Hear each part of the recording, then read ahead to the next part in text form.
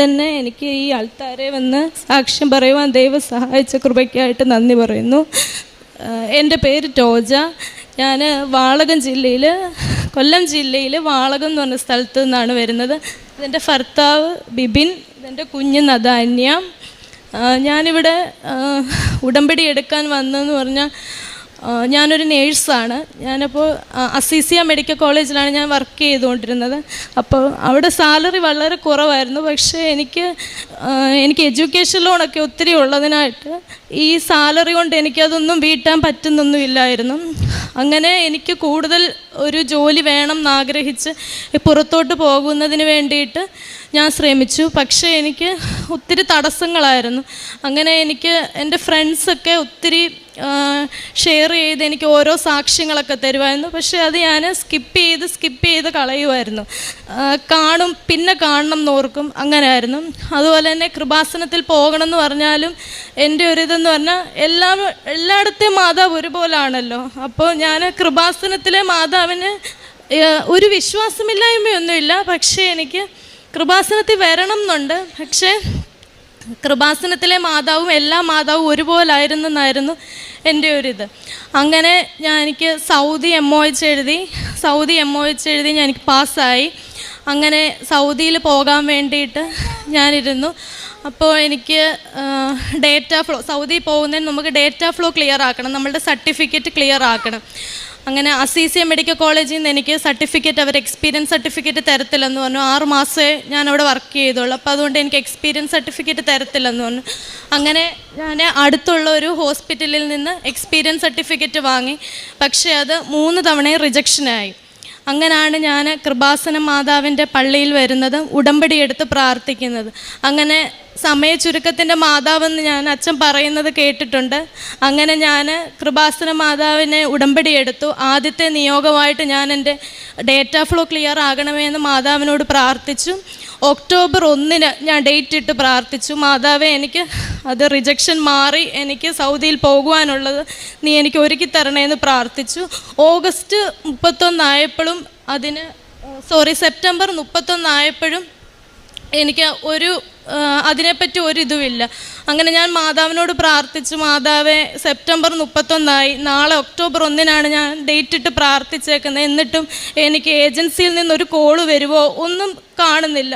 അങ്ങനെ ഞാൻ മാതാവിനോട് പ്രാർത്ഥിച്ചപ്പോൾ മാതാവ് പറഞ്ഞു നീ ഏജൻസി ഒന്ന് വിളിക്കാൻ പറഞ്ഞു. അങ്ങനെ ഞാൻ ഏജൻസിയെ വിളിച്ചപ്പോൾ പറഞ്ഞു, ടോജെ അത് നിനക്ക് മെഡിക്കൽ എടുക്കാനുള്ള ഡേറ്റ് വന്നിട്ടുണ്ട്, അതുപോലെ തന്നെ നിൻ്റെ അത് റിജക്ഷൻ ആയിട്ടുള്ളത് അത് ക്യാൻസലായിട്ടുണ്ട്, ഒക്ടോബർ 1 തന്നെ അത് നിനക്ക് മെഡിക്കൽ എടുത്തിട്ട് പോകുവാനുള്ളത് കാര്യങ്ങൾ നമുക്ക് നോക്കണം എന്ന് പറഞ്ഞു.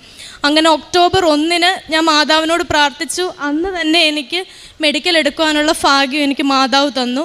പക്ഷേ എന്നിട്ടും എനിക്ക് ധാരാളം പരീക്ഷണങ്ങളുണ്ടായിരുന്നു. ഒന്നാമത്തേന്ന് പറഞ്ഞാൽ ഞാൻ അവിടെ മെഡിക്കൽ എടുക്കാൻ ചെന്നപ്പോഴും എനിക്ക് അന്ന് തന്നെ റിസൾട്ട് കിട്ടത്തില്ലെന്ന് പറഞ്ഞു. പക്ഷേ ഒക്ടോബർ 2 ഗാന്ധി ജയന്തി ആയതിനാൽ എനിക്ക് ഒക്ടോബർ 3 മുമ്പ് എനിക്ക് അതിൻ്റെ റിസൾട്ട് അവിടെ അപ്ലോഡ് ചെയ്തില്ലെങ്കിൽ എനിക്ക് പിന്നെ സൗദിയിൽ ഒരിക്കലും പോകുവാൻ എനിക്ക് പറ്റത്തില്ല. അങ്ങനെ മാതാവിൻ്റെ കാശ് രൂപം ഞാൻ കയ്യിൽ വെച്ച് മാതാവിനോട് പ്രാർത്ഥിച്ചു. അങ്ങനെ അവിടെ വന്ന എല്ലാവരെയും അവിടുന്ന് പറഞ്ഞു വിട്ടു. കാരണം അന്ന് ആർക്കും റിപ്പോർട്ട് കൊടുക്കത്തില്ല, കാരണം ബോംബെയിൽ നിന്നാണ് റിപ്പോർട്ട് വരുന്നത്. അങ്ങനെ ഞാൻ കരഞ്ഞ് മാതാവിനോട് പ്രാർത്ഥിച്ചു, കാശ് രൂപം കയ്യിൽ വെച്ച് പ്രാർത്ഥിച്ചു, മാതാവേ ഞാൻ എന്ത് ചെയ്യും. അങ്ങനെ ഞാൻ മെഡിക്കൽ എടുക്കുന്നില്ലെന്ന് തന്നെ വിചാരിച്ചു. അങ്ങനെ ഞാൻ ഏജൻസിയെ വിളിച്ച് പറഞ്ഞപ്പോൾ അന്ന് ആദ്യമായിട്ട് ആ ഏജൻസി എൻ്റെ അടുത്ത് ചൂടായിട്ട് സംസാരിച്ചു, നീ എടുത്തോ, ബാക്കി നമ്മൾക്ക് എങ്ങനെയാണെന്ന് വെച്ചാൽ നോക്കാമെന്ന് പറഞ്ഞു. അങ്ങനെ കാശ് രൂപം വെച്ച് ഞാൻ മെഡിക്കലെല്ലാം എടുത്തു. മെഡിക്കൽ ഞാൻ പാസ്സായി. പക്ഷേ എനിക്ക് റിപ്പോർട്ട് അന്ന് കിട്ടുമോ ഇല്ലയോ എന്നറിയില്ല. എല്ലാവരും പോവുകയും ചെയ്തു. 5 മണിക്കാണെങ്കിൽ നമുക്ക് സൗദിയിൽ അയച്ചു കൊടുക്കുകയും വേണം. അങ്ങനെ ഞാൻ അവിടെ പ്രാർത്ഥിച്ച് ഒരു ഡോക്ടർ വന്ന് ഡോക്ടറോട് കാര്യം പറഞ്ഞപ്പോൾ ഡോക്ടർ പറഞ്ഞു, മകളെ ഒരു നിവൃത്തിയില്ല, നമുക്ക് തരാൻ പറ്റില്ല, ബോംബെയിൽ നിന്നാണ് റിപ്പോർട്ട് വരുന്നത്, എനിക്ക് ഒരു നിവൃത്തിയില്ലെന്ന് പറഞ്ഞു. അപ്പം ഞാൻ കരഞ്ഞു പറഞ്ഞു, സാറേ എനിക്കിനി സൗദിയിൽ പോകാൻ പറ്റില്ല, എനിക്ക് ഈ റിപ്പോർട്ട് ഇന്ന് കിട്ടിയേ പറ്റത്തുള്ളൂ. അപ്പോൾ അദ്ദേഹം എന്നോട് പറഞ്ഞു, മിനി എന്ന് പറഞ്ഞൊരു കൗൺസിലറുണ്ട്, ആ മേഡം സമ്മതിച്ചു കഴിഞ്ഞ് കഴിഞ്ഞാൽ മോൾക്ക് രക്ഷയാണെന്ന് പറഞ്ഞു. അങ്ങനെ ഞാൻ ആ മിനി എന്ന് പറഞ്ഞ മേഡത്തെ ചെന്ന് കണ്ടു. പക്ഷെ എന്തുവാണെന്നറിയത്തില്ല, ആ മേഡം ഞാൻ പറയുന്ന ഒന്നും കേൾക്കുന്നില്ലായിരുന്നു. ആ മേഡം എൻ്റെ മുഖത്ത് മാത്രമാണ് നോക്കിയത്. മുഖത്ത് നോക്കിയിട്ട് മേഡം പറഞ്ഞു, മോള് വിഷമിക്കേണ്ട, ഞാൻ എന്തായാലും പരിശ്രമിക്കാം, ഉറപ്പ് പറയത്തില്ല, എന്തായാലും മോള് ധൈര്യമായിട്ടിരിക്കാൻ പറഞ്ഞു. അങ്ങനെ ഞാൻ അവിടെ ഇരുന്ന് കാശ് രൂപം കയ്യിൽ വെച്ച് പ്രാർത്ഥിച്ചു, കൊന്തയും ചൊല്ലി അവിടെ ഇരുന്ന് പ്രാർത്ഥിച്ചു. 4:45 എനിക്ക് ഒന്നും സംഭവിച്ചില്ല. 4:50 5 മണിക്ക് മുമ്പ് അയക്കണം. 4:50 വീണ്ടും ഞാൻ ചോദിച്ചു, മാഡം റിപ്പോർട്ട് വല്ലതും വന്നു? അപ്പോൾ അവർക്ക് എൻ്റെ റിപ്പോർട്ട് തന്നിട്ട് വേണം അവർക്ക് ക്ലോസ് ചെയ്യാൻ വേണ്ടി. അപ്പോൾ പറഞ്ഞു, മകളെ ഇതുവരെ ഒന്നും വന്നിട്ടില്ല, ഒരു കാര്യം ചെയ്യ്, നിങ്ങൾ വീട്ടിൽ പൊക്കോ, ഞാൻ വാട്സപ്പിലാണെങ്കിൽ അതിൻ്റെ സോഫ്റ്റ് കോപ്പി ഇട്ട് തരാമെന്ന്. പക്ഷേ എനിക്ക് സോഫ്റ്റ് കോപ്പി 5 മണിക്ക് മുമ്പ് തന്നെ അത് സ്കാൻ ചെയ്ത് അയച്ചു കൊടുക്കണം. അപ്പം ഞാൻ ഒത്തിരി വിഷമത്തോടെ മാതാവിനോട് പ്രാർത്ഥിച്ചുകൊണ്ട് തന്നെ ഇരുന്നു. ഞാൻ പറഞ്ഞു, ശരി എന്നാൽ ഞങ്ങൾ വീട്ടിലോട്ട് പോവാന്ന് പറഞ്ഞ് വീട്ടിലോട്ട് തിരിയവേ ഈ ചേച്ചി പറഞ്ഞു, മോളെ കമ്പ്യൂട്ടറിൽ വന്ന് കിടപ്പുണ്ട്, മോൾക്കുള്ളത് വന്നിട്ടുണ്ടെന്ന് പറഞ്ഞു. അപ്പോൾ സമയം 4:50 5 മണിക്ക് കൊടുക്കണം. അങ്ങനെ അവിടുത്തെ പ്രോസസ്സിങ് എല്ലാം കഴിഞ്ഞ് ഞങ്ങൾക്ക് ഈ പേപ്പർ തന്നു. എന്നിട്ട് ഞങ്ങൾ സ്കാൻ ചെയ്യാൻ പോകണം. എന്തുവാണെന്നറിയത്തില്ല, പോകുന്ന വഴിയിൽ ഒരു കട പോലും ഇല്ല. സമയം 4:59 ഒരിടത്തും ഒരു കട പോലും കാണുന്നില്ല. ഫോട്ടോസ്റ്റാറ്റ് എടുക്കാൻ ഒരു കടയും കാണുന്നില്ല. അങ്ങനെ ഹസ്ബൻഡ് അത്രയും സ്പീഡിൽ വണ്ടി ഓടിച്ച് ഒരു ഫോട്ടോസ്റ്റാറ്റ് കട വന്നു. അത് മുകളിൽ 2ാമത്തെ നിലയായിരുന്നു. ഞാൻ സ്റ്റെപ്പ് കയറി മുകളിൽ ചെന്നപ്പോൾ അവിടെ അവർ ഫോട്ടോസ്റ്റാറ്റ് എടുക്കത്തില്ല. കാരണം വേറെ ഒരു ചേച്ചിയുടെ കുറേ പേപ്പറുകൾ വന്നത് സ്റ്റക്കായിട്ടിരിക്കുവാണ്. അപ്പോൾ എൻ്റെ അത് ചെയ്യാൻ പറ്റത്തില്ലെന്ന് അവർ പറഞ്ഞു. അപ്പം ഞാൻ മുകളിൽ തന്നെ വിളിച്ച് പറഞ്ഞു, അച്ചച്ച ഇത് ചെയ്യാൻ പറ്റുന്നില്ലെന്നാണ് ഇവർ പറയുന്നത്, ഇനി എന്ത് ചെയ്യും? 4:59 5 മണിക്ക് മുമ്പ് കൊടുത്തില്ലെങ്കിൽ എനിക്ക് പോകാൻ പറ്റത്തില്ല. പോകാൻ തിരിയവേ ഈ ചേച്ചി വന്ന് എന്നെ പുറത്ത് തട്ടിയിട്ട് വിളിച്ച്, മകളെ പെട്ടെന്ന് അത് ശരിയായിട്ടുണ്ടെന്ന് പറഞ്ഞു. 5:01 തന്നെ എനിക്ക് അവിടെ മെഡിക്കലിൻ്റെ പേപ്പർ സൗദിയിൽ അയച്ചു കൊടുക്കാൻ പറ്റി. ഈ കൃപ തന്ന മാതാവിനും തിരുക്കുമാരനും 1000 നന്ദി പറയുന്നു. 2ാമത്തേത് എൻ്റെ മകൾക്ക് വേണ്ടിയാണ്. എൻ്റെ മകൾക്ക് 1 വയസ്സായപ്പം ഒരു പനി വന്നതാണ്. പിന്നെ അത് വിട്ടു മാറുന്നില്ല. ഇപ്പോൾ അവൾക്ക് 1.25 വയസ്സായി. സെപ്റ്റംബർ 13 ഞാൻ ഉടമ്പടി എടുത്തത്. ആ സമയമൊക്കെയും അവൾക്ക് തുടരെ പനി വരും. ഞങ്ങൾ ഹോസ്പിറ്റലിൽ അഡ്മിറ്റ് ആകും. കുഞ്ഞ് തീരെ അവശ്യ നിലയിലായിരുന്നു. ഇവിടെ വന്ന് ഉടമ്പടി എടുത്ത് പ്രാർത്ഥിച്ചതിൻ്റെ ഫലമായിട്ട് ഇപ്പോൾ മിടുക്കിയായിട്ടിരിക്കുന്നു.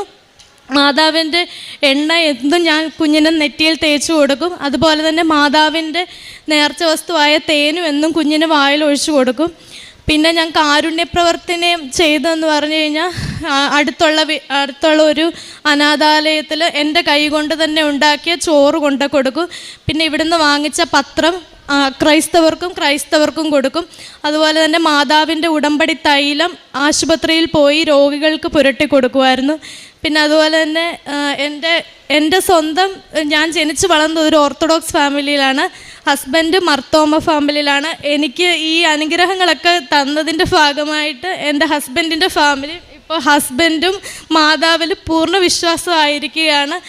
ഇതിനൊക്കെ സാധിച്ച മാതാവിന് തിരുക്കുമാരനും 1000 നന്ദി പറയുന്നു. 119 സങ്കീർത്തനം 71 തിരുവചനം അരുളി ചെയ്യുന്നു, ദുരിതങ്ങൾ എനിക്ക് ഉപകാരമായി, അതുമൂലം ഞാൻ അങ്ങയുടെ ചട്ടങ്ങൾ അഭ്യസിച്ചു. ഇവിടെ തൻ്റെ ജോലിയുടെ കാര്യമാണ്. തനിക്ക് പുറത്ത് വിദേശത്തേക്ക് പോകുവാനുള്ള തൻ്റെ ജോലി സാധ്യതകൾ അത് തനിക്ക് നഷ്ടമാകാം എന്നുള്ള ഒരവസ്ഥയിലേക്ക് നിൽക്കുമ്പോൾ, അതായത് ജീവിതത്തിലെ പ്രതിസന്ധികളാണ്, സാമ്പത്തികമായിട്ടുള്ള ബുദ്ധിമുട്ടുകളാണ് എല്ലാവരെയും തങ്ങൾക്ക് ഇവിടെ നിന്നുകൊണ്ട് തങ്ങളുടെ കടബാധ്യതകൾ തീർക്കാൻ സാധിക്കില്ല എന്ന് കാണുമ്പോഴാണ് ഓരോ മക്കളും തങ്ങളുടെ വിദേശത്തേക്ക് പോകണമെന്നുള്ള കാര്യങ്ങളൊക്കെ നിയോഗമായിട്ട് വയ്ക്കുന്നതും. അങ്ങനെ ഈ മകൾക്ക് തൻ്റെ കാര്യത്തിൽ എങ്ങനെയാണ് പരിശുദ്ധ അമ്മ ഇടപെടുന്നത്? അതായത് തനിക്ക് മുമ്പിൽ സമയമില്ല, ആ സമയമില്ലാത്ത അവസ്ഥ, സമയത്തിൻ്റെ മേൽ അധികാരമുള്ള അമ്മ എങ്ങനെയാണത് ഏറ്റെടുത്ത് പല പ്രശ്നങ്ങളും അതിനു മുമ്പ് പ്രതിസന്ധികൾ ഒന്നൊന്നായി വരുന്നു, അതിനൊക്കെ എങ്ങനെയാണ് പരിഹാരങ്ങൾ തൻ്റെ മുമ്പിലേക്ക് കടന്നു വരിക? അതായത് സമുദ്രത്തിലൂടെ നടന്നാലും ജലം മുക്കിക്കളയില്ല, അഗ്നിയിലൂടെ നടന്നാൽ പൊള്ളലേൽക്കില്ല. ഈ തിരുവചനങ്ങൾ നാം ഓർക്കുമ്പോൾ ജീവിതത്തിലെ പ്രതിസന്ധികളൊന്നും ഇല്ലാതാകുന്നു എന്നുള്ളതല്ല, പ്രതിസന്ധികൾ ഒന്നൊന്നായിട്ട് ഉണ്ടാകുന്നുണ്ട്. എന്നാൽ അതൊന്നും നമ്മെ തളർത്തിക്കളയാതെ, മുക്കിക്കളയാതെ, നമുക്ക് പൊള്ളലേൽക്കാതെ ജീവിതത്തിൽ മുമ്പോട്ട് പോകുവാനായിട്ട് ഉടമ്പടി എങ്ങനെയാണ് സഹായിക്കുന്നത്, അതാണ് ടോജ ബിബിൻ ഇവിടെ പങ്കുവയ്ക്കുന്നത്.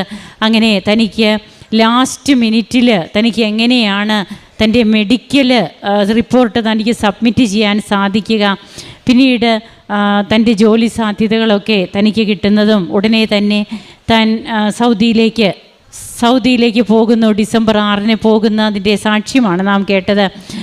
താനും ഇന്നെങ്ങനെയാണ് പരിശുദ്ധ അമ്മയൊക്കെ എല്ലായിടത്തും ഉണ്ടല്ലോ, മാതാവ് എല്ലായിടത്തും ഉണ്ടല്ലോ, എന്തിനാണ് കൃപാസനത്തിൽ തന്നെ വന്ന് പ്രാർത്ഥിക്കേണ്ടത് എന്ന് പറഞ്ഞ് തനിക്ക് കിട്ടിയിരുന്ന സാക്ഷ്യങ്ങളൊക്കെ സ്കിപ്പ് ചെയ്തുകൊണ്ടിരുന്ന മകള് ഇന്ന് പരിശുദ്ധ അമ്മയുടെ പ്രത്യക്ഷീകരണത്തിൻ്റെ സാക്ഷിയായി ഇവിടെ തന്നെ വന്ന് നിൽക്കുകയാണ്. തൻ്റെ കുടുംബം ഒന്നിച്ച് തൻ്റെ കുഞ്ഞിന് കിട്ടിയ രോഗസൗഖ്യവും ഒക്കെയായിട്ട് ഇന്ന് അമ്മയുടെ സാക്ഷികളായി താനും തൻ്റെ കുടുംബവും, പ്രത്യേകിച്ച് ഈ മക്കൾ വരുന്നത് വേറൊരു ഡിനോമിനേഷനിൽ നിന്നാണ്, സഭയുടെ തന്നെ. എന്നാൽ ഇന്ന് തങ്ങൾ ഈശോയ്ക്ക് എങ്ങനെ സാക്ഷ്യം വഹിക്കുന്നു, അമ്മയുടെ മധ്യസ്ഥതയിലൂടെ ഇന്ന് തങ്ങൾക്ക് എങ്ങനെയാണ് കൃപകൾ ലഭിച്ചതിന് സാക്ഷ്യം മറ്റുള്ളവരോട് തന്നെ തങ്ങൾ പറയുന്നത് എന്നുള്ളതൊക്കെ നാം കേട്ടു. താൻ തന്നെ പാചകം ചെയ്ത് താൻ തന്നെ ചോറും ഒക്കെ ഉണ്ടാക്കി അത് മറ്റുള്ളവർക്ക് കൊടുക്കുന്നതിന് വേണ്ടി ഉള്ള ആ ഒരു സമയം, ആരോഗ്യം, ഇതൊക്കെയാണ് നാം ഉടമ്പടിയിൽ നമ്മുടെ തന്നെ ഒരു പങ്കായിട്ട് നമുക്ക് ഏത് രീതിയിൽ വേണമെങ്കിലും കാരുണ്യപ്രവൃത്തികൾ ചെയ്യാം. ഏതെങ്കിലും സംഘടനയൊക്കെ ഏൽപ്പിച്ചാലും അത് കാരുണ്യപ്രവൃത്തിയാണ്. എന്നാൽ അതല്ല നാം കൂടുതലായിട്ട് ആഗ്രഹിക്കേണ്ടതും ചെയ്യേണ്ടതും. നാം തന്നെ റിസ്ക് എടുക്കുന്നു, നമുക്ക് തന്നെ ഈശോയെ കൈമാറുന്നതിന് വേണ്ടിയിട്ടുള്ള കൃപാസന പത്രവുമൊക്കെ കൊടുത്ത് നമ്മുടെ അനുഭവങ്ങളൊക്കെ മറ്റുള്ളവരോട് പങ്കുവെച്ച് നാം അത് ചെയ്യുമ്പോൾ അത് നമ്മെ കൂടുതൽ വിലയുള്ള വ്യക്തിയാക്കുകയാണ്.